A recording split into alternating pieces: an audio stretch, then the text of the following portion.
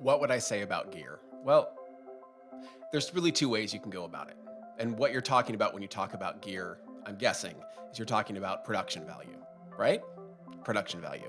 And so the things that you see, for instance, that I'm using, where I've got this light behind me right here, and we've got a reel-to-reel projector I got from an antique store, a fake plant because I can't be trusted to keep things alive.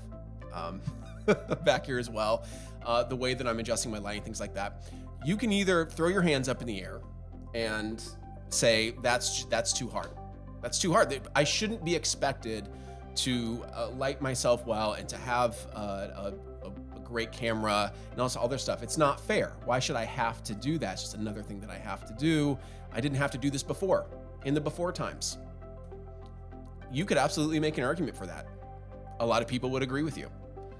If you are demoing or selling to an audience though, and you're building rapport with them and being on camera, which we all know, humans seeing other humans' faces is the best way to engage with them.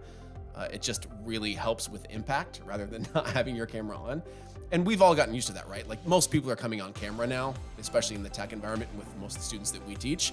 Like they're coming on camera, whether it's training after they've bought a software project or product and they're adopting and they're rolling it out, or whether it's the pre-sales cycle and they're getting demos, or whether they're talking to an account executive or something like that. People are on camera now. And so you can either fight against that and say, well, it's not fair. I shouldn't have to do those things and learn about these things. And yeah, you're not wrong. You're just falling behind.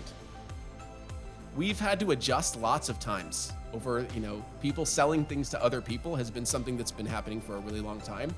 And the way that has happened has evolved over time. And we have just experienced another huge leap as far as what you need to do in order to differentiate yourself from the other people and your competitors that are selling products or services that are similar to yours.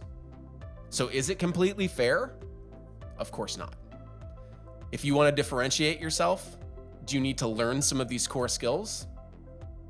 Yeah, probably. If you want to sell more things. But you can fight against it, or you can embrace it and have a growth mindset, learn a little bit about basic lighting, learn about what kind of cameras and heights and different things like that so that you can look great and feel great and confident on camera. Microphones, things like that. These are all things you can easily find out. Things that we teach people about, or you can go on YouTube and find out about them.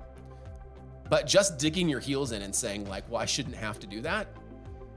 Welcome to getting left in the dust. I hope I'm not being too candid, but that's kind of where we're at right now. But if you can embrace it and use it to your advantage, you will really, really be steps ahead of your competition. You'll be able to differentiate yourself. It's going to make your life easier.